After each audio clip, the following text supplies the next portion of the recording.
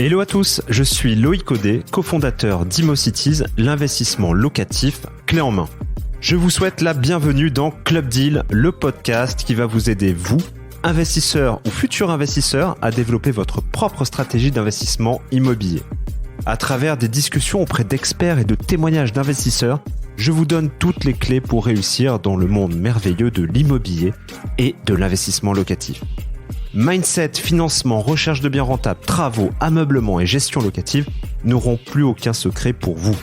Si vous souhaitez discuter immobilier ou de tout autre sujet, je vous donne rendez-vous sur LinkedIn.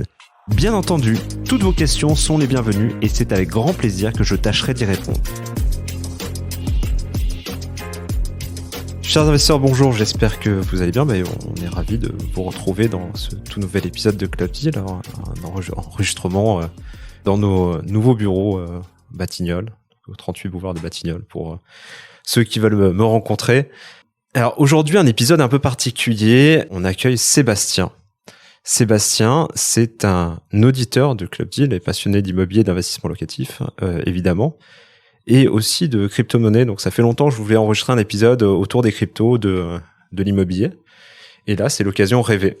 Donc écoute Sébastien, avant de commencer cet épisode, je vais te laisser te présenter, qui est Sébastien, ce que tu fais dans la vie, et puis on va revenir progressivement sur tes acquis, tes projets immobiliers, et puis la tokenisation évidemment, parce que c'est ce qui nous intéresse aujourd'hui. Tout à fait. Salut Loïc, bonjour à tous. Donc moi c'est Sébastien, je travaille dans l'informatique depuis maintenant une vingtaine d'années.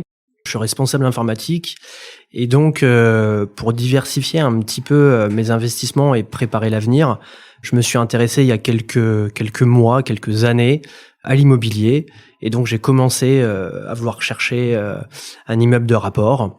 Donc la prospection s'est faite sur des villes plutôt de moyenne, pas trop grande, une trentaine de milliers d'habitants.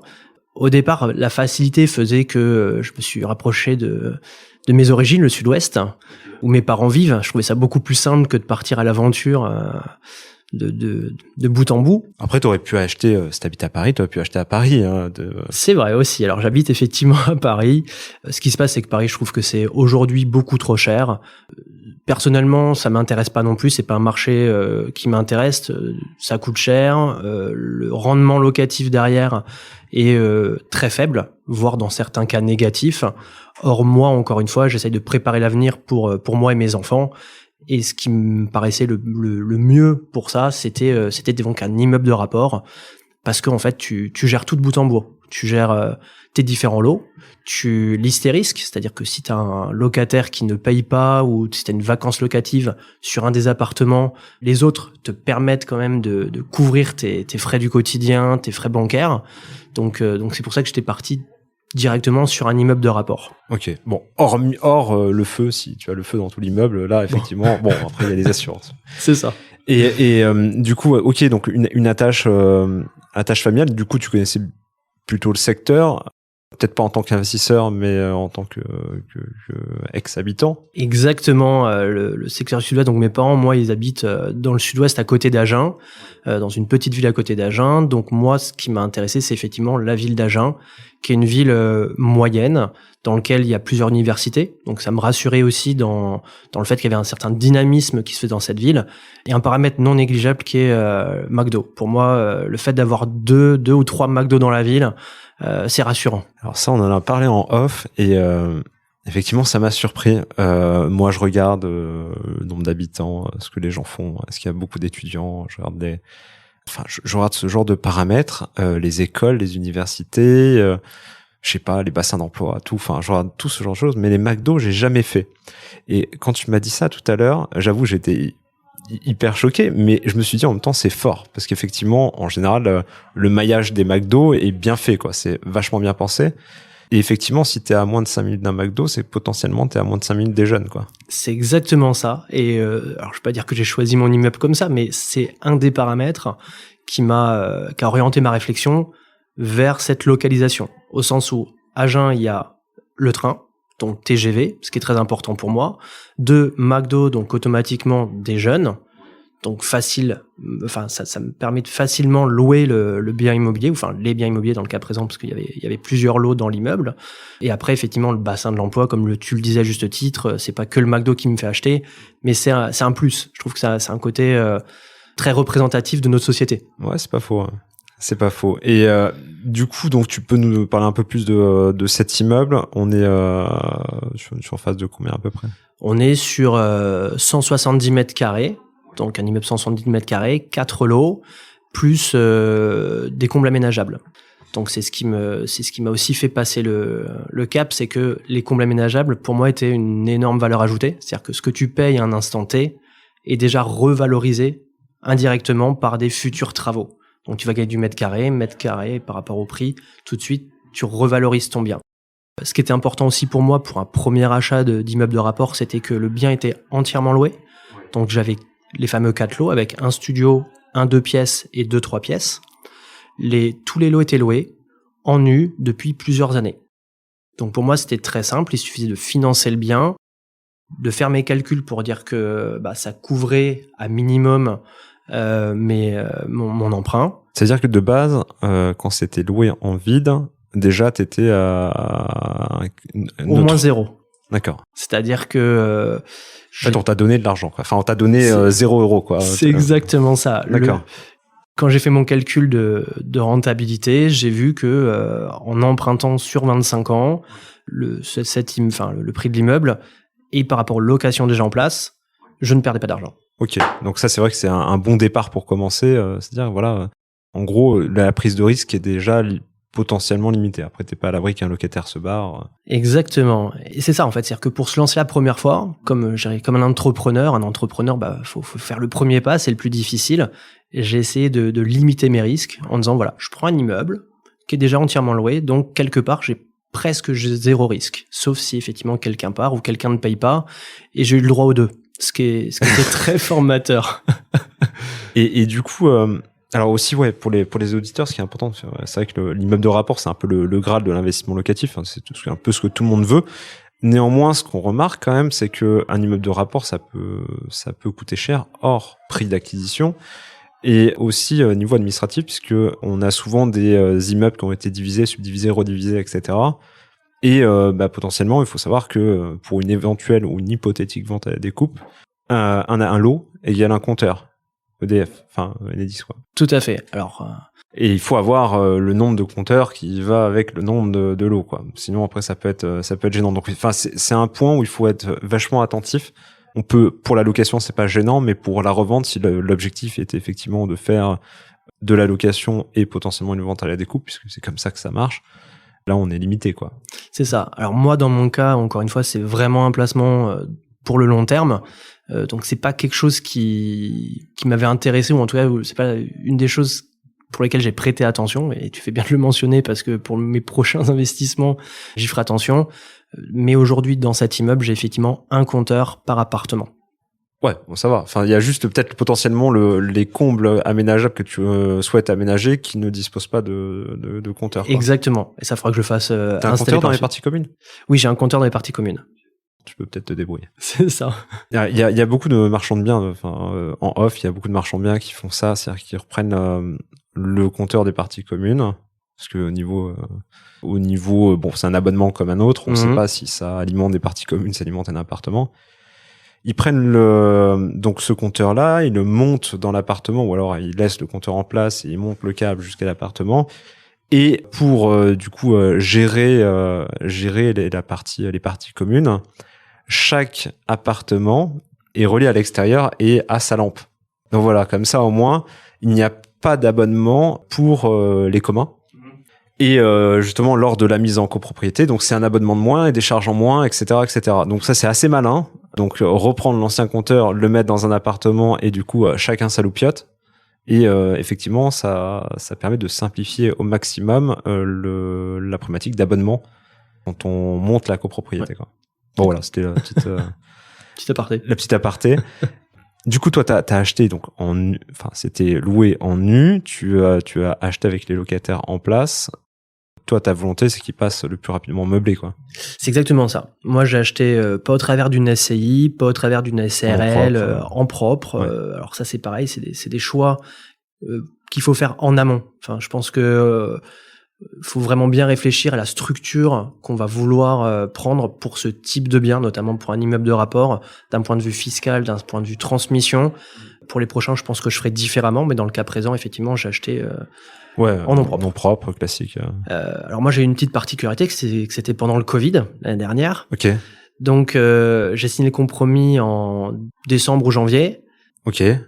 Et donc, la signature chez le notaire s'est faite en avril, en pleine période de Covid. En plein dedans, quoi. Donc, j'ai tout fait à distance. Donc, c'était nouveau pour tout le monde, à bien des égards, hein, que ce soit au niveau du Covid qui était nouveau, au niveau des notaires qui n'étaient pas habitués à faire des signatures électroniques à distance, enfin, tout un pataquès.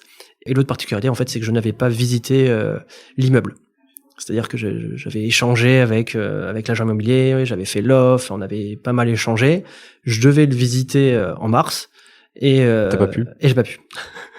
Bon, faut faire attention. Ouais. On achète un immeuble, il est je fais toujours des disclaimers maintenant, c'est chiant, mais effectivement, il est préférable de le visiter ce qu'on achète. C'est toujours plus sympa et surtout sur un immeuble où il y a quand même, à part si vous êtes très bien entouré, effectivement, vous avez personne de confiance, qui était ton cas.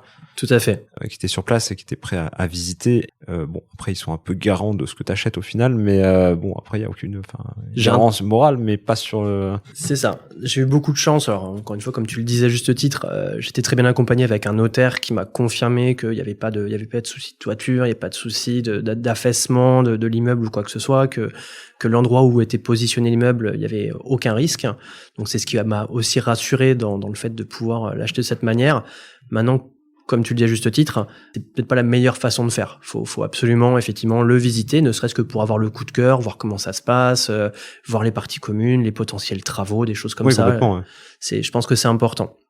T'as eu de la chance. J'ai eu de la chance. Passé. Je suis tout à fait d'accord avec toi. J'ai eu beaucoup de chance et bien heureusement. Après, donc, une fois que j'ai pu tout signer à distance et que j'ai pu enfin visiter mon fameux immeuble, c'était en juillet. D'ailleurs, ça t'a fait quel effet quand t'as visité l'immeuble? Ah bah t'as beaucoup d'émotions parce que enfin c'est quand même enfin c'est pas rien quoi, c'est comme ça. Non, mais attends, parce que là il y a quand même il y a deux ou trois émotions qui se mélangent. Il y a j'imagine, bon, déjà t'as un peu l'excitation de la signature, tout ça, bon, après ça passe très vite, mais il y a ça, il y a le fait que t'avais pas visité, bon, après t'as vu sur Google Maps où c'était, et peut-être dans ta jeunesse t'étais déjà passé 15 fois devant la maison sans le savoir. Exactement. Alors ça, Google Maps aide pas mal pour voir l'extérieur de l'immeuble et s'assurer qu'il est dans des, enfin, en tout cas moi, j'avais un coup de cœur sur l'extérieur de l'immeuble quand je regardais sur Google Maps en me disant, là, je peux pas me tromper. Ouais. Là, il y a de la petite briquette, il y a la hauteur sous plafond a l'air d'être bien grande avec les fenêtres. Il y a un truc. Voilà. Ouais. C'est aussi un petit coup de cœur. Ok. Bon, il y avait de bonnes prédispositions. C'est ça. Après, oui, tu signes. Là, tu dis, ça y est, j'ai signé. Mais bon, encore une fois, tant que t'as pas touché, tant que t'as pas vu, bon, ça reste un peu dans l'imaginaire. En tout cas, c'est pas palpable. Quand t'arrives devant ton immeuble, que t'as les clés, le trousseau et que tu dis ça, c'est à moi. Ouais, là, il y a un truc qui se passe. Là, il y a un truc qui se passe. Après, tu rentres et encore une fois, tu découvres l'immeuble. Enfin, pour moi, c'est une découverte. Tu dis, voilà, j'ai acheté ça. Ah, putain, c'est bien et tout. Ça correspond à mes attentes. Donc, déjà, t'es rassuré aussi. Ouais, donc ça correspondait enfin, on va dire, par rapport à l'espérance, enfin, aux photos. Par rapport aux photos, par rapport à l'idée que tu t'en es fait. Exactement. C'était relativement conforme. Exactement. Ok. Exactement. Donc, après, tu visites tout. Pareil, le plateau. Il y avait marqué un plateau, mais j'avais pas eu les photos du plateau. Ouais. Donc, c'est quoi ce fameux plateau? Est-ce que je me suis pas embarqué dans quelque chose d'impossible? Donc, ça aussi, en fait, tu découvres tout. Donc, t'es un peu comme un petit enfant, en fait, qui est un cadeau de Noël, quoi. Enfin, parce que c'est un gros cadeau de Noël. Un beau cadeau, quoi. C'est ça. Et ouais, parce que même les combles, tu peux en avoir du simple au triple, quoi, en termes de travaux. Bon, déjà, t'as potentiellement l'isolation à faire. Comme les sols, des fois t'as tout ce qui est solivage qui a pas été prévu pour, enfin c'est bien pour un grenier, mais c'est pas bon pour mettre une baignoire de 500 litres, quoi. Enfin, j'exagère, mais c'est ça. Alors moi, la découverte, c'est qu'il y avait en fait dans les combles deux parties, une partie avec un potentiel studio qui était déjà pré-aménagé, c'est-à-dire que l'ancien propriétaire avait essayé de faire quelque chose, mais n'avait pas été jusqu'au bout. D'accord. Et puis un autre où en fait tu n'as que la laine de verre. Ok. Donc tout à faire. Début Donc, d'isolation. C'est ça, début d'isolation. Donc voilà. Après, ce qui est bien, c'est quand on construit quelque chose avec un plateau, on en fait ce qu'on veut. Si Donc, t'as pas de limite ni de contrainte. En tout cas, moi, ça m'a pas freiné. Ça m'a juste dit, j'ai de la chance, j'ai un plateau vide, je peux casser des murs, je peux mettre comme j'ai envie, je peux le découper, pas découper, faire des grands espaces. Enfin, après, c'est Tu toi qui décides. Effectivement, comme tu veux, quoi. C'est ça.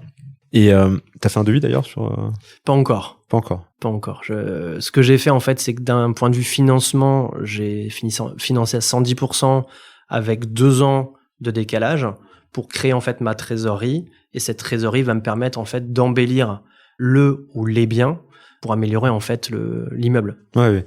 T'as eu des très bonnes... Enfin, tu sais, le financement 110%, aujourd'hui, c'est quelque chose de pas évident, hein. On est d'accord. Encore une fois, j'ai eu de la chance. Ouais. Moi, je le dis parce qu'en fait, faut... c'est inspirant et c'est super intéressant, mais effectivement, le cas A n'est pas le cas B et chaque investissement est différent, chaque investisseur est différent et chaque dossier bancaire est différent. Tout est différent. Maintenant, encore une fois, j'ai eu de la chance, j'ai eu l'alignement des planètes, comme j'aime à le dire. Faut savoir en profiter, faut savoir aussi le voir. C'est-à-dire que si c'était à refaire, peut-être que je le ferais différemment. Le prochain bien immobilier, je le ferais différemment. Le financement, c'est un vrai sujet. Il faut être bien accompagné parce qu'on a vite fait de faire n'importe quoi. T'es passé par un courtier ou un banquier ? Alors moi, je suis passé par un courtier. Ok. J'ai testé avec les banques, mais en fait, c'est d'une perte de temps, de deux, on n'a pas toujours les conditions les meilleures qu'on puisse avoir. Donc à la fin, j'ai préféré déléguer en fait cette tâche à un courtier qui a fait ça très très bien pour moi et pour lequel j'ai eu aucun souci en fait. C'est assez rigolo. Tu mets tes prérequis. Ouais. Tu dis voilà, moi ce que je veux c'est 110%, ce que je veux c'est 2 ans de décalage, ce que je veux c'est 0 apport, ce que je veux c'est ça, les travaux intégrés dedans ou pas. Enfin, t'as ton cahier des charges quelque part. Et à la fin, tu mets bon courage. C'est exactement ça. C'est moi je te paye, je te laisse te débrouiller, tu vas revenir avec des inputs qui seront plus ou moins complets par rapport à ce que j'ai demandé. Dans le cas présent, j'ai eu de la chance sur presque tout, sauf le taux qui était, de mon point de vue, un peu haut par rapport à ce qui se faisait du marché. Mais au final, vu qu'on me finançait à 110%, je m'y retrouvais largement. C'est quoi ton taux ? Je suis à 1,6 sur 25 ans. C'était il y a 1 an. Après, encore une fois... Ouais, enfin, à l'époque de nos parents, ils empruntaient à 6, 7. C'est ça. Faut relativiser. Faut relativiser, quoi. C'est exactement ça. Et encore une fois, les conditions que j'avais à côté étaient telles que... c'est un peu comme, encore une fois, quand t'achètes un bien, je veux centre-ville, je veux avec terrasse, je veux... Enfin, ok, il y a un moment donné, il faut faire des concessions. Moi, les concessions, c'était sur le taux. Ça me va très bien parce qu'à côté, ils m'ont tout financé, j'ai rien avancé. J'ai 2 ans de décalage pour créer ma trésorerie et donc embellir mon bien. Ça me va, en fait. Moi, ça me convenait. Convient, C'est exactement ça. J'aurais très bien pu dire, je passe sur 20 ans, je passe avec un taux effectivement inférieur, mais peut-être avec moins d'avantages. Ouais. Justement, qu'on achète un bien qui est vendu loué, il y a des avantages et des inconvénients.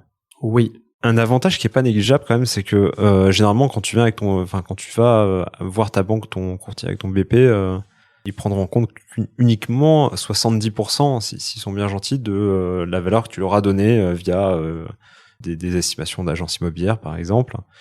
Et quand c'est loué, c'est 100% du loyer. Ça paraît un peu con comme ça, mais ça change tout. Ça change tout. Ça change tout. Mais même personnellement. Ça change tout. Parce que du coup, effectivement, tu achèteras pas la même chose.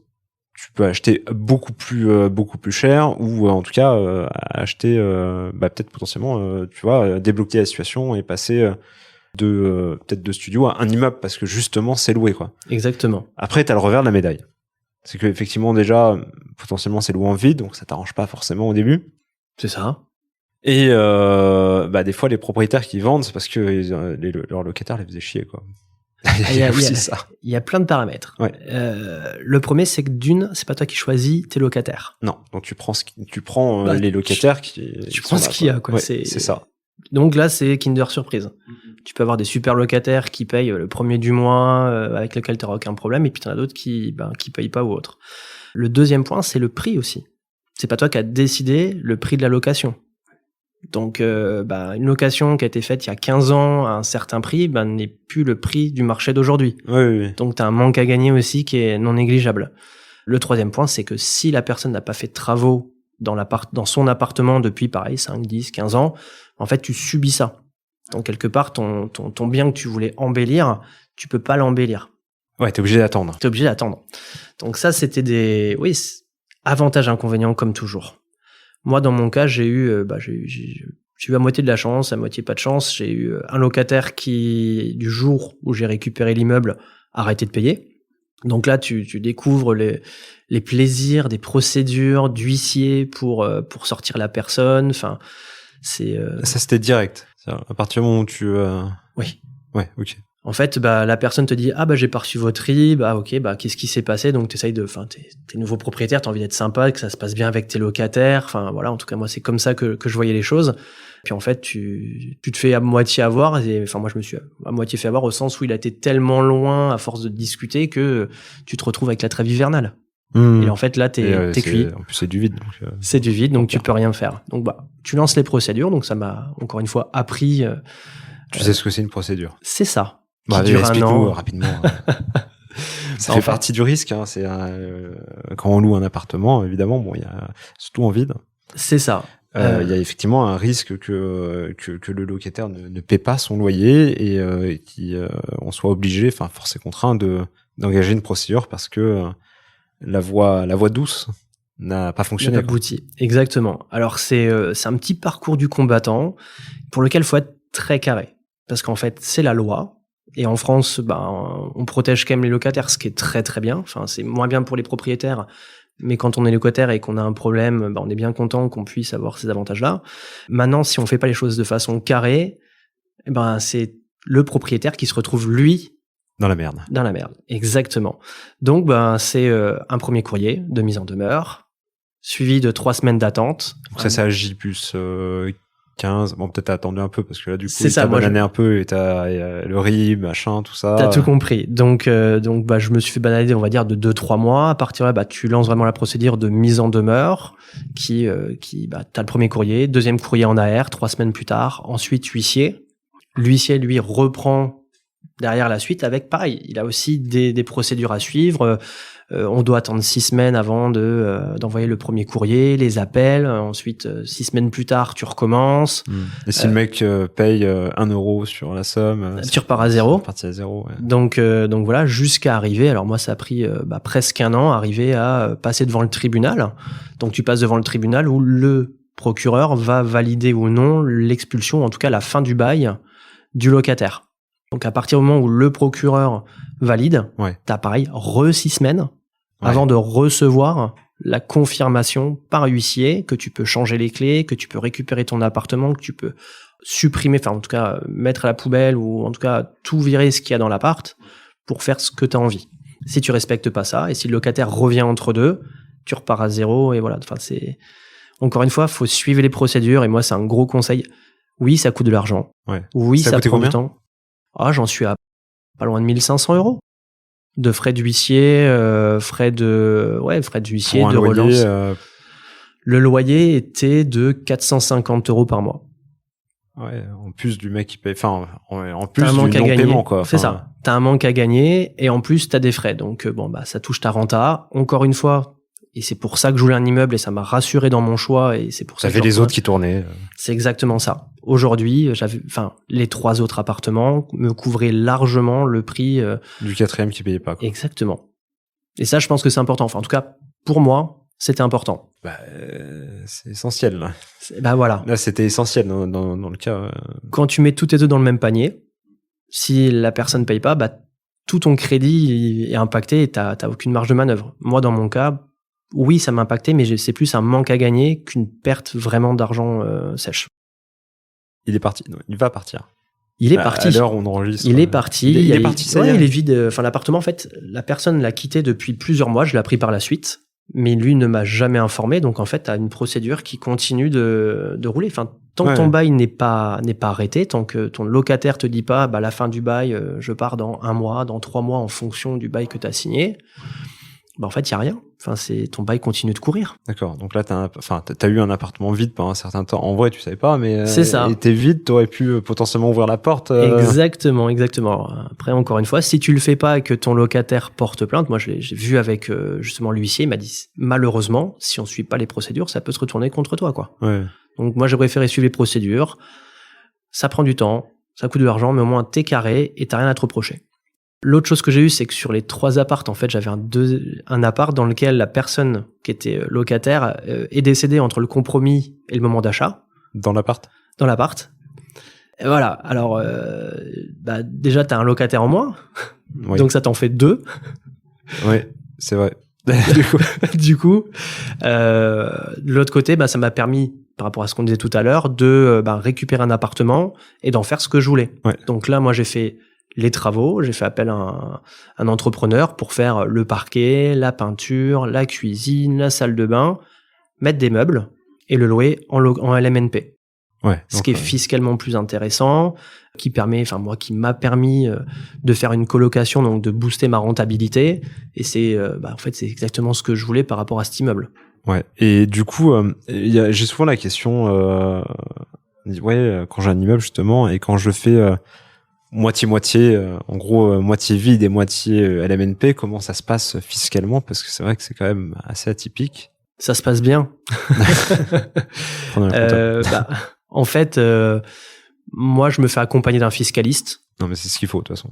Je pense qu'encore une fois, c'est des frais que tu peux déduire de tes revenus. Donc, c'est le gain de temps, le gain de, même tranquillité à vouloir le faire toi-même. Non, moi, j'ai tout délégué. Le risque d'erreur, surtout, qui est quand même, la fisca dans le LMNP, c'est pas une science dure, quoi. Oui. C'est quand même soumis à interprétation. En tout cas, quand tu vois ce qui s'amortit, ce qui s'amortit pas, ce qui se passe en charge et pas charge. Au final, chacun a sa tambouille. C'est ça. Mais le mieux, c'est de le faire bien. Moi, je sais que, dès le départ, je me suis construit un fichier Excel avec toutes mes dépenses, les numéros de facture associés à la dépense, le prix pour faire le total pour l'envoyer justement à mon fiscaliste qui derrière m'a demandé tous les justificatifs. Donc dès le départ, faut presque tout scanner, mettre dans un dossier, comme ça on est tranquille, on a toutes les infos avec les numéros de facture, chez qui on a acheté, Castorama ou le plombier, et ça permet de prendre un Spendesk pour C'est ça. Et en fait, ça facilite juste le travail du fiscaliste et donc ton travail à toi parce que tu vas pas avoir 50 allers-retours. Le tout, c'est de faire gagner du temps à tout le monde, d'avoir une traçabilité facile et accessible à tout le monde en fait. Ouais. Donc moi aujourd'hui, effectivement, j'ai choisi d'avoir un fiscaliste qui m'accompagne très bien, qui m'a demandé quel était le régime de chaque appartement, combien j'avais de charges sur chacun, de me les partager, et lui s'occupe de tout. Après, il m'envoie bien sûr ses honoraires. Oui, à un moment, faut payer. Faut payer aussi, mais surtout la feuille avec qu'est-ce que je vais devoir mettre comme valeur, à quel endroit dans ma fiche d'impôt. Ce qui pour moi, c'est un gain de temps et une tranquillité d'esprit pour me dire que je suis carré vis-à-vis de l'administration fiscale et qu'on pourra rien me reprocher parce que je suis passé par un professionnel. C'est sûr. Fais-nous rêver avec ta rentabilité. Alors là, encore une fois, j'en ai un de vide, mais une fois qu'il sera meublé, loué, je vais être à 17-18%. Net. De charges, de taxes, de sortie des poubelles, je sais pas, ce que t'as pris. Ouais, de tout. Taxes foncières. Du Leroy Merlin potentiel. Ouais, tous les frais, encore une fois, là, j'ai fait des travaux, donc ça, je vais les amortir, donc ça va se déduire de mes bénéfices, mais surtout, j'ai embelli mon bien et je loue plus cher que ce que je pourrais louer sur place. Et t'es même pas en LCD, quoi. Non. T'es même pas en courte durée, quoi. Non, pas du tout. Comme quoi On peut. Après, encore une fois, je suis pas un marchand de biens. Enfin, marchand de biens, plutôt un marchand de sommeil, j'allais dire. C'est que j'ai bien retapé l'appartement. J'ai mis des matériaux de qualité. J'ai mis un bon lit, des bons meubles, plutôt jolis, design, la télé, Internet, Netflix. Je fournis des services en plus qui me permettent de louer 10%, 12% de plus que le prix du marché local. Mais aujourd'hui, moi, mes locataires sont hyper contents de cette prestation de service, de cette qualité. Quand j'échange avec eux sur Agen, par exemple, une cuisine entièrement équipée, avec un four, un micro-ondes, un frigo, des choses comme ça. Machine à laver, tout Machine ça. à laver, il y a pas.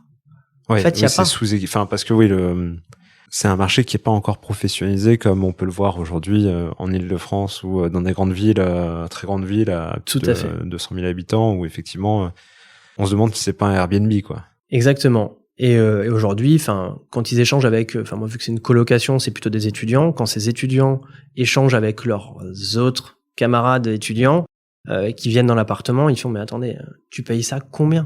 Ouais. Comment c'est possible d'avoir tous ces équipements-là? Moi, dès qu'ils me demandent quelque chose en disant tiens, il me manque ci, il me manque ça, moi ça me dérange pas de l'acheter parce qu'encore une fois, tu fidélises tes locataires et enfin le coût versus le fait que tu gardes les gens qui soient contents, Ouais. ça n'a pas de prix. Je suis assez d'accord. De toute façon, on a bien cette phrase aussi. On a les locataires qu'on mérite. Exactement.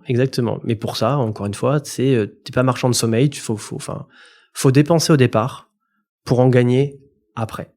Encore une fois, c'est de l'investissement et on est dans de l'investissement. Quand on achète un appart, quand on achète un immeuble, c'est de l'investissement. Donc, si tu veux investir, ton appartement, faut refaire les fenêtres de temps en temps. Ton appartement, faut que tu fasses les petits travaux. Faut que tu mettes des meubles. Enfin, si tu fais du LMNP. Faut provisionner, en fait. Exactement. Quand même de l'entretien. Oui. Mais parce que, plus t'attends à refaire des petits travaux. Ouais, pire c'est exactement ça. Mieux vaut le faire tout de suite et baisser un peu ta renta ou autre de 2-3 points. Mais au moins, sur les 5 ou 10 ans à venir, t'es tranquille. Et tes locataires, eux, seront d'autant plus contents et resteront chez toi, en fait. 100% d'accord. Le prochain, c'est pour quand? Le prochain. Je sais pas si t'as déjà trouvé ou t'es en phase de trouver. Écoute, je prospecte pas mal depuis. En fait, on y prend vite goût. Ouais, tu m'étonnes. C'est une fois que alors je vais pas dire que c'est facile. Encore une fois, c'est loin d'être un parcours facile. Mais une fois que tu y as pris goût, tu te dis mais pourquoi pas un deuxième? Et le deuxième, est-ce que tu veux le même? Est-ce que la même ville? Est-ce que ailleurs? Est-ce que plus proche de chez toi? Faut apprendre de ses erreurs. Est-ce que tu loues? Est-ce que tu en prends un qui est entièrement loué, complètement vide, avec beaucoup de travaux, pas beaucoup? Enfin, aujourd'hui, moi, c'est les questions que je me pose, mais le prochain, j'espère d'ici la fin de l'année. Ouais, bon, et puis après, c'est cool de diversifier dans la diversification, quoi. Tu dis, bon, peut-être prendre du vide entièrement, je le remets direct en meublé ou je prends mon différé, je fais directement les travaux dans tout l'immeuble. C'est ça. Et puis encore une fois, je pense que tu prends confiance, ce qui est valable un petit peu dans tout ce qu'on fait dans la vie, de mon point de vue. C'est la première fois c'est difficile, mais une fois que t'as vu que t'étais capable, en fait tu dis pourquoi pas un deuxième. Et là t'as confiance, donc tu vas peut-être prendre un peu plus de risques. Tu vas dire là sera la moitié loué ou complètement nu. Et puis après le troisième que je prendrai, parce que moi je vais continuer, c'est un domaine qui m'intéresse énormément. Le troisième peut-être que ce sera un avec énormément de travaux. Ouais. Exactement ce que tu disais. Revivre, apprendre sur les travaux aussi. Oui. Et puis en plus, c'est un vrai plaisir de construire. T'es un peu comme un bâtisseur, c'est-à-dire tu prends quelque chose qui est vide ou qui est entièrement à refaire et tu le fais à ton goût, comme tu aimerais vivre. C'est-à-dire que moi, quand j'ai refait l'appartement, 3 pièces pour la coloc, je me suis dit, ces meubles-là, c'est ceux que j'achèterais pour chez moi. Ouais. C'est-à-dire que je me sens, si j'étais... Tu t'es remis dans la peau du mec de 20 ans, tu dis voilà, c'est ce que j'aurais aimé trouver à ce moment-là, quoi. C'est exactement ça. J'ai plus 20 ans, mais effectivement, j'aurais aimé avoir un appartement comme ça à 20 ans avec ces meubles-là, cette qualité de service, qu'on me donne Internet, qu'on me donne Netflix, la télé. C'est des petites choses. Mais oui, je suis entièrement d'accord. Mais qui font la différence. Ça fait la différence. C'est ça. Il faut s'accorder avec sa cible, quoi. Exactement. Donc voilà, ça fait partie d'un de mes investissements que je souhaite faire cette année, qui rend complément de, comme tu le disais, mes autres investissements on en vient. Ailleurs. Dans des choses plus ou moins obscures, mais qui commencent à prendre beaucoup d'ampleur. Aujourd'hui, on entend beaucoup parler des fameuses crypto-monnaies et de tout ce qui gravite autour de la blockchain, en fait. Ouais. Et donc, moi, c'est un petit peu comme l'immobilier, sauf que vu que je travaille dans l'informatique, comme je disais tout à l'heure, en début de podcast, moi, ça m'intéresse depuis plusieurs années. Depuis le début. Depuis le début. Après, alors c'est là où après on peut regretter de pas être rentré dans le game avant. Ouais. Moi, j'ai bossé dans la finance pendant 10 ans en salle des marchés. Et à l'époque, on en avait quelques-uns qui étaient là. Il y a un truc qui vient de sortir. Le Bitcoin, c'était à 100 €. Je fais, mais 100 €. C'est cher. C'est cher. Et puis c'est pour acheter des trucs sur le dark web et tout. C'est ça sert à rien. Il n'y a pas de domaine d'application. Et puis après, ça monte à 500 € avec la crise grecque. Et chypriote, alors là, tu fais 500 euros. Pff, Trop cher. trop cher. Et puis, il y a un an, parce que j'avais récupéré un petit peu d'argent, j'avais un petit peu d'argent de côté aussi, je me suis bien intéressé au sujet. Je fais, mais en fait, ça y est, ça commence à prendre. C'est plus que le dark web. Ouais. Les gens restent bloqués sur le fait que, non, mais votre monnaie, Ça sert à acheter des armes. de la drogue, des choses comme ça. Non, ça, c'était au début. Aujourd'hui, le domaine d'application du Bitcoin a complètement évolué, a complètement basculé. Il suffit de faire quelques recherches, mais aujourd'hui, la ville de Miami rémunère, s'il le souhaite, les employés en Bitcoin. Permet aux concitoyens de payer leurs impôts en Bitcoin. C'est-à-dire que il y a quelque chose qui est en train de se passer. Tesla, Elon Musk, autorise à payer sa voiture en Bitcoin. Au-delà du fait que lui a investi dedans, enfin ça c'est d'autres sujets, mais Il y a des bars dans Paris où tu pouvais payer ton verre en Bitcoin. Hein. exactement, des précurseurs. Des précurseurs, Des précurseurs. Donc moi je m'y suis bien intéressé. Effectivement, le domaine d'application a complètement changé. Alors sur le Bitcoin que tout le monde connaît, Ouais. et moi, encore une fois, étant informaticien, je me suis intéressé à d'autres domaines Oui, il y a d'application. l'ensemble parce que les crypto-monnaies, il y en a autant que de feuilles dans un arbre, quoi. C'est ça exactement fleurit. ça. C'est exactement ça. Et c'est là où est le risque, et c'est là où il faut faire très attention, en fait. On Ouais. peut investir dans les crypto-monnaies, on peut s'y intéresser. Maintenant, attention, il y a des bitcoins, des crypto-monnaies qui sont des pyramides de Ponzi. Ouais. Il y en a déjà eu, il y en aura encore. Il y a beaucoup aussi de piratage de certaines plateformes. Donc pareil, le choix de la plateforme sur laquelle on va souhaiter investir, il faut être très attentif à ça. Il y a plein, ouais, alors sachant qu'il y a des plateformes qui sont, où t'achètes pas la même chose. Par exemple, si je fais le Coinbase, par exemple, ou le eToro. C'est exactement ça. Ouais, Alors, c'est pas ça en fait. C'est pas des vrais, ce sont pas des vraies plateformes. t'as deux choix en fait. Alors moi mon parti pris, c'est un peu comme pour l'immobilier, c'est de dire j'achète l'actif. J'achète pas du papier, j'achète pas un produit dérivé, j'achète pas. Non, moi j'achète l'actif. Moi mes bitcoins, c'est mes bitcoins à moi. Mon Ether, enfin toutes les crypto-monnaies. C'est dans ton dans mon wallet. Ma petite clé USB que je peux emmener partout, et si un jour j'ai envie de déménager, je prends ma clé USB dans la poche, je pars à l'autre bout du monde, et mon portefeuille est avec moi avec la valeur que ça a, Ouais. à un instant T, que je peux revendre à tout moment via une plateforme.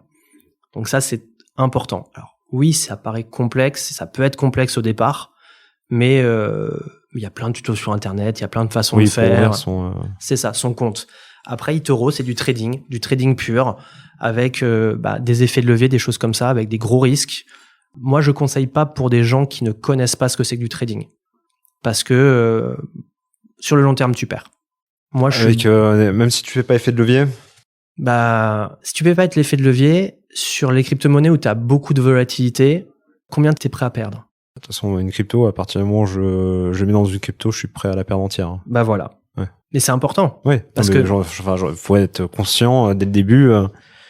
100 000, 10 000, c'est 100 000, 10 000, potentiellement, il faut pas y compter dessus, quoi. C'est ça. Enfin, moi, c'est comme ça que je fonctionne. C'est comme ça que j'investis chaque mois une petite partie de mon patrimoine, voilà, pour le faire grossir en me disant que cet argent-là, c'est comme si j'allais au casino, c'est comme si j'allais, Tu le vois plus. Enfin, ouais, tu comptes pas dessus. D'une, c'est un investissement, mais de deux, tu sais que c'est un investissement qui est très risqué, qui est très volatile, et pour lequel tu t'engages sur du long terme. Donc moi, c'est sur du long terme, j'ai pas de soucis, je suis très sécure dans les choix que j'ai faits. Maintenant, quand tu fais du eToro, encore une fois, vu que c'est une vraie plateforme de trading, quand tu mets 100 €, si ça corrige énormément, t'arrives tout de suite à zéro. Ouais. Donc t'as les fameux stop loss, les take profit, choses comme ça, donc tu peux vite te faire sortir par rapport à complètement, à ton investissement. En fait, la valeur qui est écrite dessus n'est pas la vraie valeur du Bitcoin, quoi. Et surtout, c'est des produits dérivés. Le Bitcoin ne t'appartient pas. C'est une écriture dans un outil. Encore une fois, il y a des gens qui aiment faire du trading sur tous les produits, que ce soit des CFD, que ce soit des cryptos, que ce soit autre chose. Moi, c'est pas ce que je fais et c'est pas ce que je veux faire. En tout cas, je le fais pas sur les cryptos. Pas sur les cryptos. T'as quoi, toi, en crypto? Enfin, à part le Bitcoin, parce que, c'est un peu la base, le b.a.-ba, quoi. Moi, j'en ai plein, et encore une fois, ce que j'ai dit à l'heure, moi, ce qui m'intéresse, c'est les domaines d'application.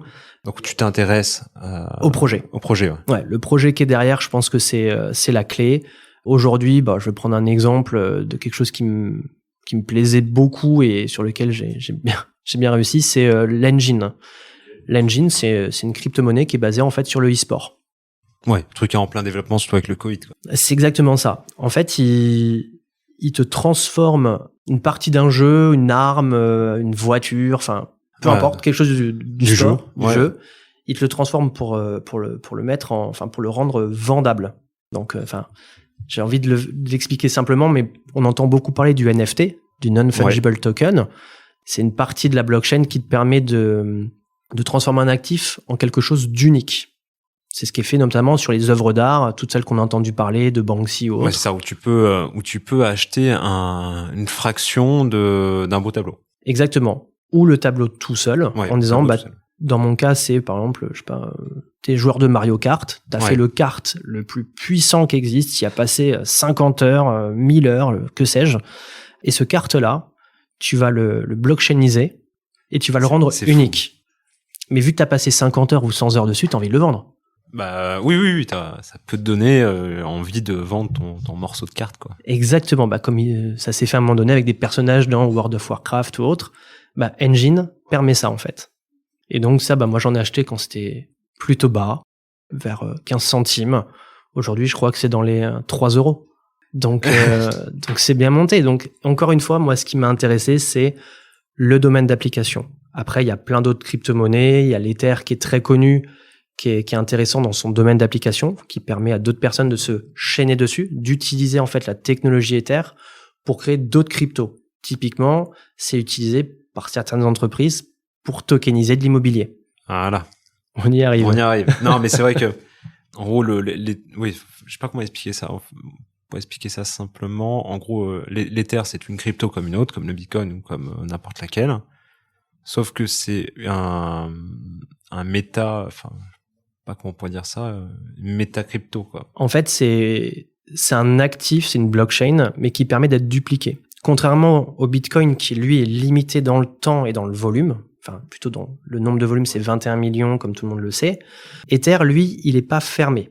Il est ouvert, et donc des gens peuvent se plugger dessus, se connecter dessus en utilisant la techno et en la déportant sur leur domaine d'activité.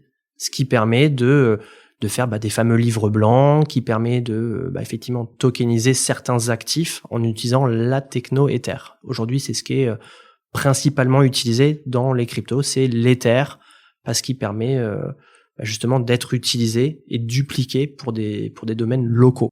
Ouais, et l'Ether, en gros, c'est ce qu'on appelle après le champ lexical le gaz. Enfin, c'est ce ce qui va nous servir pour passer les transactions décentralisées. Exactement. C'est pas facile. Conceptuellement, c'est conceptuel. Ouais. C'est exactement ça. Donc, l'idée, c'est quand on passe une transaction, une écriture, ça va, on ne sait pas où, n'importe où, sur n'importe quel ordinateur, n'importe quelle carte graphique. Ça va chez plusieurs personnes. Et c'est 50,0001% des gens qui vont valider l'authenticité. Il faut que tu aies plus de 50% en fait pour valider que ton calcul est bon. Exactement. Le calcul est bon. Exactement. Et c'est ce qui fait que c'est sécurisé. C'est-à-dire qu'il faudrait que tu pirates plus de 50% de la chaîne pour envoyer une mauvaise information. Et donc transformer une transaction vraie en fausse. Il faut dépasser les 50%. Et donc, c'est tout l'intérêt aujourd'hui de la blockchain, c'est de dire, c'est sécurisé. Il y a des domaines d'application qui sont intéressants, notamment les fameux livres blancs, notaire, immobilier. Dans l'immobilier, on pourrait typiquement penser à tokeniser un immeuble. Bon, ça s'est fait. Alors, ça se fait. Ça se fait. Il y a eu le premier exemple sur un immeuble. Oui, un hôtel particulier, plutôt sur Boulogne. Alors, c'est un exemple.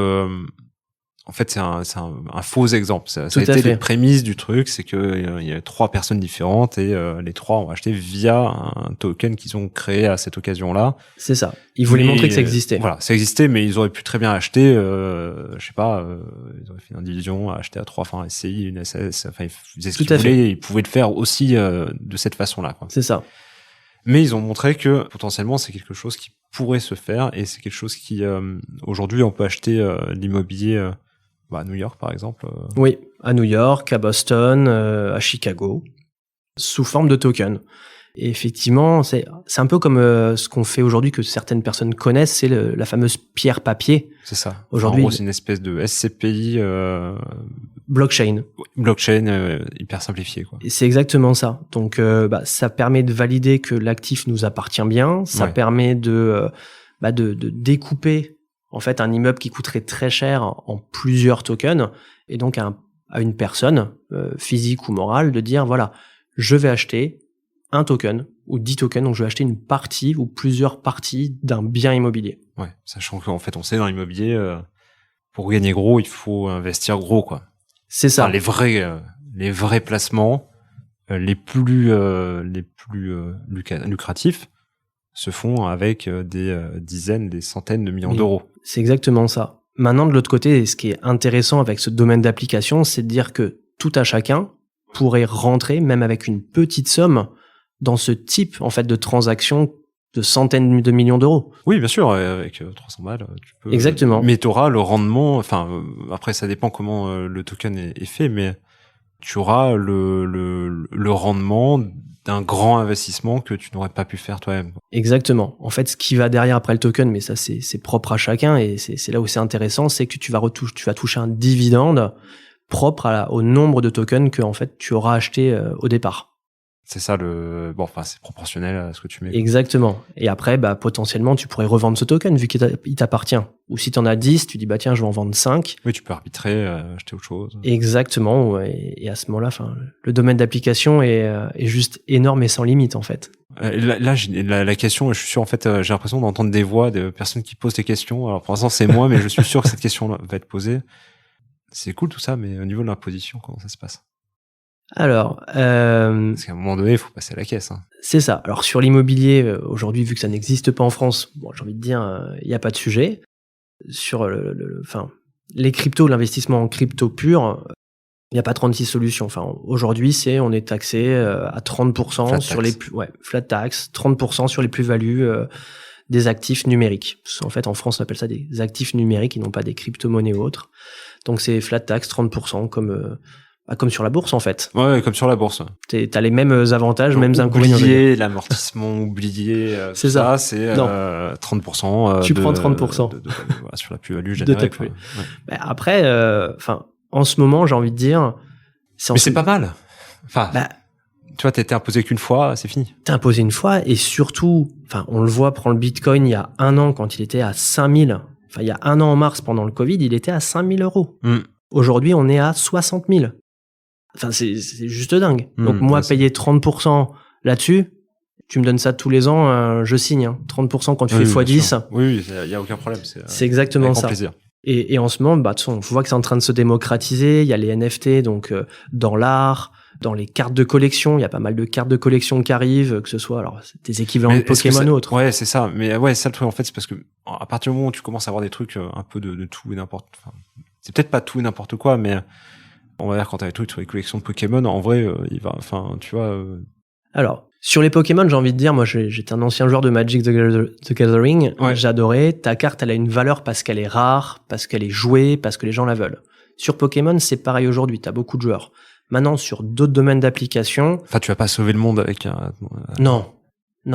Mais c'est là où, encore une fois, quand tu vas acheter un projet ou une crypto. Faut que tu crois au truc, quoi. Moi, c'est mon point de vue. C'est comme dans les années 2000, il y avait Internet explosait, il y avait plein de concepts. Il y a eu tellement de concepts que il y a eu la bulle d'Internet et tout s'est cassé la gueule. Pourquoi ? Parce que il y avait que des concepts et qu'il y avait rien derrière. Alors bien sûr que dans toutes ces entreprises, il y avait Facebook, il y avait Amazon, il y avait Apple, il y avait Microsoft, mais il y en avait aussi des centaines, voire des milliers qui ont coulé parce qu'il y avait rien derrière. Aujourd'hui, on est exactement dans la même configuration.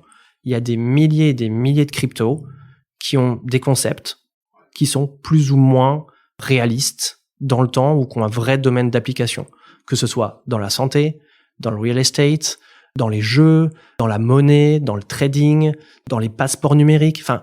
Il y a autant de projets que d'idées. Que d'idées, ouais. Mais maintenant, est-ce que les gens vont adhérer ? Est-ce que ça va marcher ? Est-ce que le projet qui est en développement, il va vraiment se transformer dans sa phase 2, dans sa phase 3 ? Quelle est son évolution possible ? Ça, aujourd'hui, personne ne sait répondre. Ce qu'on sait, c'est que depuis un an, les cryptos explosent. depuis 3 mois avec le NFT, avec l'art numérique, avec tous ces sujets-là, ça pousse encore plus. Je pense que sur les 2 prochaines années, il y a des vraies choses à faire.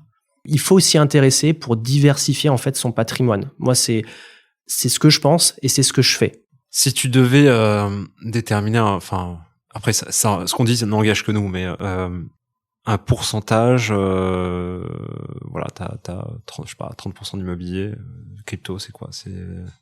Alors encore une fois, et tu fais bien de le mentionner, ceci n'est pas un conseil. C'est pas un conseil, c'est voilà, j'ai l'expérience. C'est voilà, moi ce que je fais. Ton retour à toi. Exactement. Moi personnellement, Sébastien, ce que je fais, c'est j'alloue à peu près 5% de mon patrimoine dans les cryptos. Alors, ce qui est rigolo, et donc depuis 1 an, c'est que ces 5% se sont transformés en 25%. Ouais. Parce que les perfs sont énormes. Maintenant, moi, dans ma règle d'investissement, je ne change rien. Si je dis je mets 100 euros par mois, je mets 100 euros par mois. Peu importe si ça triple, si ça perd moins 20, moins 30, tu t'en fous.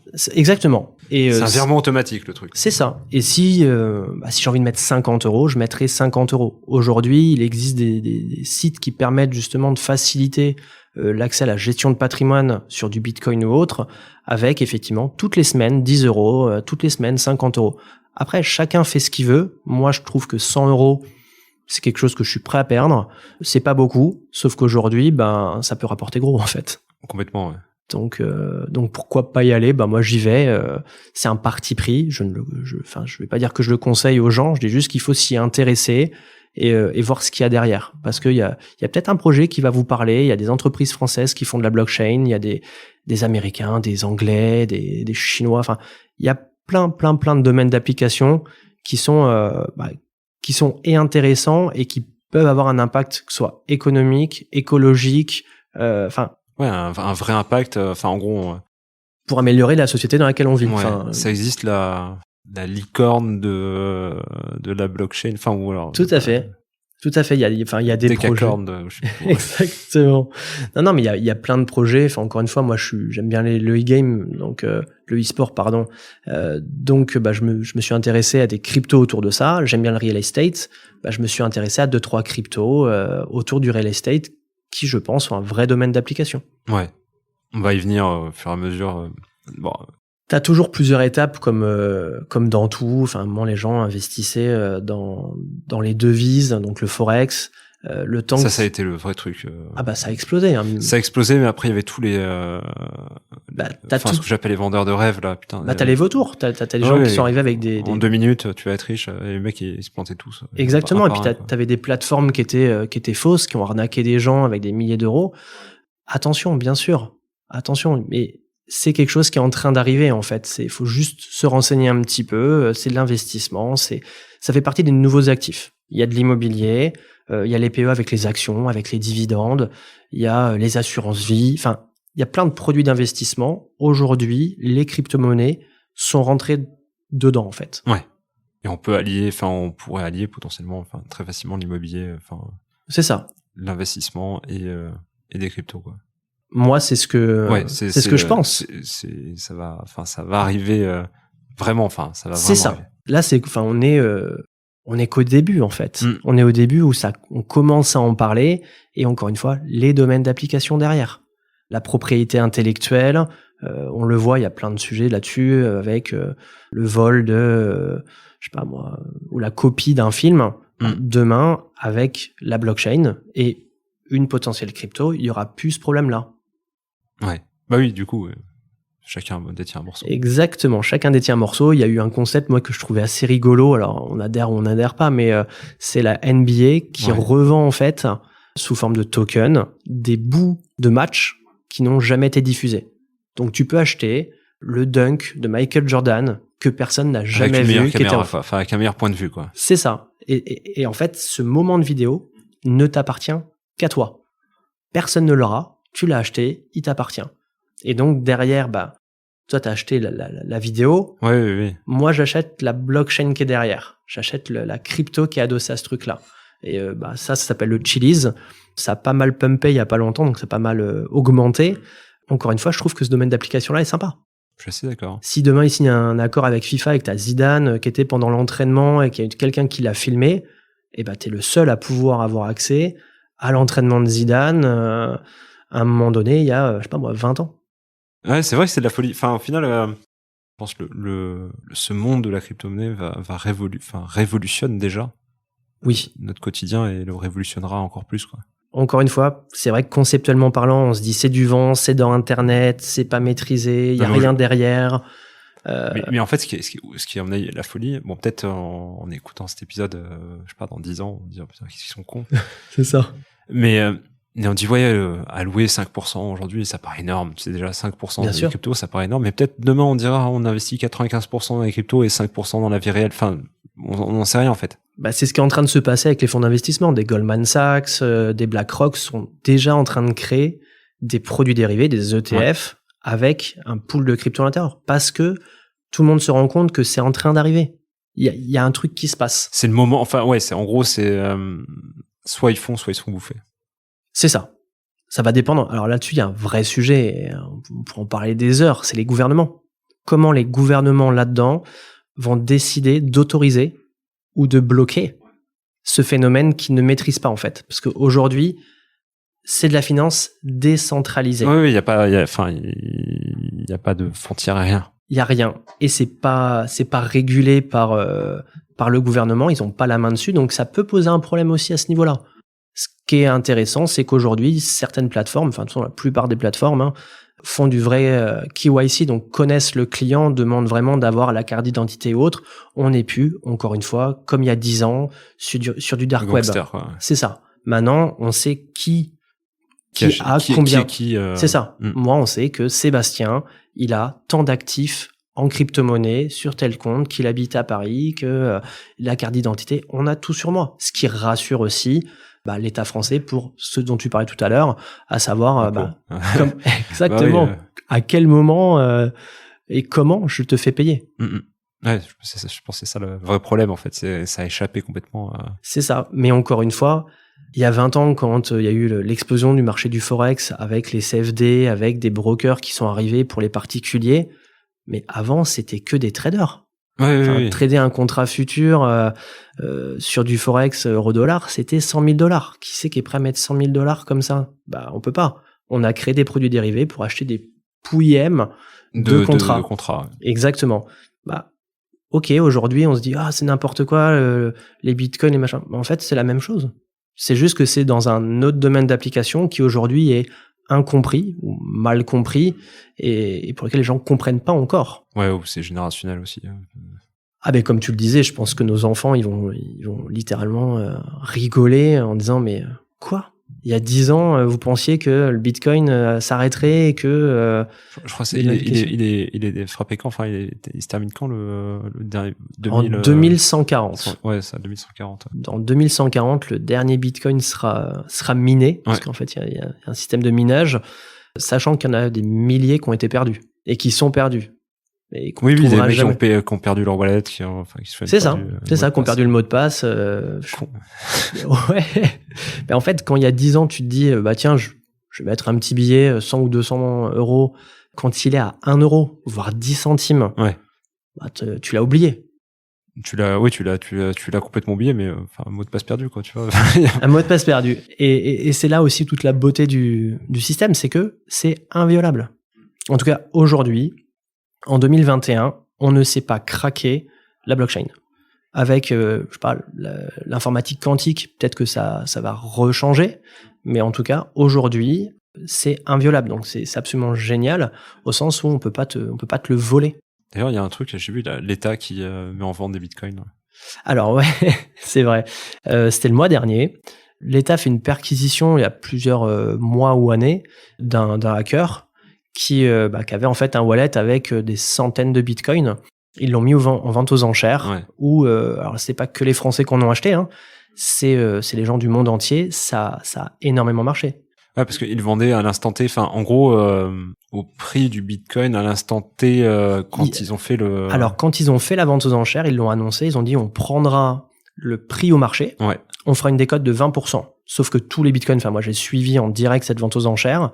Alors, les premiers qui étaient à 0,10 bitcoin, ont été vendus presque 2 fois le prix du marché. C'est-à-dire que les gens se sont emballés comme une vente aux enchères. C'est comme emballé, ça. Enfin, oui. Ça sert à rien. Et ça a commencé à se réguler quand le commissaire-priseur a dit je vous rappelle que la cote aujourd'hui est à temps et que vous achetez 0,10 Bitcoin. Vous achetez pas un Bitcoin. Ouais, d'accord. Ouais. Donc, et après, ça s'est calmé. Et ça a été vendu, je sais pas, je crois au prix du marché ou un tout petit peu plus, sachant que ce que les gens oublient, c'est que tu as 15% de frais d'enchères. Mais c'est complètement con. Alors. Bah oui, moi je préfère l'acheter sur le marché. Voilà. Le marché normal, quoi. Après, ce qui s'est passé dans le cas présent, c'est que c'était beaucoup d'institutionnels. Alors, comme on l'a vu avec... alors, tu as plein d'entreprises qui ont investi dans le Bitcoin. Les premiers, c'est MicroStrategy, qui ont investi énormément. Le deuxième qui a fait un buzz pas possible, donc c'est Elon Musk avec Tesla, qui a investi 1,5 milliard. MicroStrategy réinvestissent. Et les gens qui ont des entreprises aujourd'hui se disent, alors attends, dans mes actifs... Il faut que je détienne encore une fois, Bitcoin, quoi. En un an, tu fais x10. Si dans ta trésor d'entreprise, tu dis je vais prendre 5% que je vais allouer à des cryptos au sens large, tu fais x10, pour ta boîte, c'est quand même pas si mal. Tu fais x10 quand tu encaisses. Hein. Quand tu encaisses, tout à fait. Tant que c'est sur l'écran, pas vendu, pas gagné. Hein. C'est exactement ça. C'est pas comme... perdu. Et pas perdu non plus. Perdu. C'est comme une action. Ouais. Si t'as une action que t'as moins 80%, t'as moins 80% si tu la vends. Ouais. Si tu la vends pas, si tu la vends pas, t'as rien pour le moment. on est d'accord. Donc il y a pas mal effectivement d'entreprises qui sont intéressées à cette vente aux enchères et qu'on en a acheté pas mal. Donc ce qui montre encore une fois l'attrait et la dynamique qui est en train de se passer sur la cryptosphère, comme on l'appelle. La cryptosphère. Et en tout cas, moi, j'ai bien aimé cet épisode et je pense que ça serait intéressant de faire un épisode, je sais pas, régulier, une fois par mois, une fois par tous les 2 mois, je sais pas, parce que c'est un monde qui va très vite. Ça, c'est vrai. Et il se passe, des choses tous les jours. Forcément, oui, tous les jours. Mais je pense qu'une fois par mois, c'est pas mal de dire, voilà, on fait un petit point crypto. Petit bilan crypto. Qu'est-ce qui s'est passé? Comment ça a fonctionné? Est-ce qu'il faut aller vers, on donne pas de conseils. Enfin. Ouais, c'est pas des conseils d'investissement. C'est pas des conseils, voilà. C'est un constat. Il y a des constats et des signaux forts et des signaux faibles. C'est ça. On peut dire que, il y a un an, c'était à 5 000. Aujourd'hui, c'est à 60 000. C'est un constat. Ce qu'on pense, c'est que ça peut continuer vu ce qui se passe et vu l'embellie et l'intéressement que les gens ont. Maintenant, on peut pas conseiller d'en prendre. On dit juste que certains le font. Donc, à vous de faire votre propre opinion et d'y aller ou pas. Écoute, si ça te va, on peut essayer d'organiser ça. Écoute, Loïc, avec grand plaisir. Moi, comme tu peux le voir, ça me passionne et on peut tenir très longtemps. D'ailleurs, je regarde à chaque fois parce que tenir plus d'une heure, pour nous, ça va, mais c'est vrai que derrière les haut-parleurs, les oreillettes, etc., c'est compliqué. Donc, moi, j'essaye de toujours faire des épisodes d'1 heure, mais avec grand plaisir pour en discuter, effectivement, faire un épisode une fois par mois sur les nouvelles cryptos et puis ce que proposent aussi les projets qui sont derrière associés. C'est ça, et puis à la limite poser vos questions directement à Loïc et puis moi je ferai mes recherches, je pourrai revenir vers vous pour peut-être avoir des points très très spécifiques sur des questions que vous avez pour qu'on puisse y répondre tout simplement en fait. Avec grand plaisir. Bon écoute, merci beaucoup en tout cas. Merci à toi Loïc. Cet épisode et je te pose même pas la question habituelle puisque tu vas revenir. Ouais, je vais revenir, ça c'est sûr. Donc la question habituelle, c'est normalement, est-ce que tu connais quelqu'un qui s'intéresse de près ou de loin à l'immobilier et que tu pourrais entendre sur ce podcast? Mais écoute, je te la poserai en off, on verra, mais tu reviens de toute façon. Avec grand plaisir. Merci à tous pour votre attention. Et puis c'est la première fois qu'on parle de crypto-monnaie. J'espère que c'est un sujet qui vous intéresse ou potentiellement un sujet qui vous intéressait pas de prime abord, mais vous avez pris le temps de l'écouter jusqu'au bout et je vous en remercie. Et peut-être maintenant ça vous intéresse. N'hésitez pas à partager cet épisode, liker, parler de Club Deal autour de vous. Vous savez, ça m'aide beaucoup à continuer. Et quant à moi, je vous dis à jeudi pour l'épisode solo de la Minute Con. Je vous souhaite à tous une très bonne journée. Ciao. Bravo, vous avez écouté l'épisode jusqu'au bout. Si son contenu vous a plu, n'hésitez pas à noter, commenter et partager le podcast Club Deal à au moins 3 de vos connaissances. C'est grâce à votre soutien, à votre fidélité, bref, grâce à vous, que Club Deal prend autant d'ampleur et pour cela, je tenais à vous remercier du fond du cœur. Si l'idée d'investir dans l'immobilier vous plaît, mais que vous n'avez pas le temps ou tout simplement si vous avez peur de vous lancer, n'hésitez pas à sauter le pas et contacter ImmoCities. ImmoCities, c'est la solution d'investissement locatif clé en main qui vous permettra de dormir sur vos 2 oreilles. recherche de biens rentables, conception, travaux, mise en location, toute la team ImmoCity saura vous accompagner dans toutes les étapes de votre projet et ce, dans les plus grandes villes de France. Il ne me reste plus qu'à vous souhaiter une excellente semaine pleine d'opportunités rentables et à très bientôt sur Club Deal.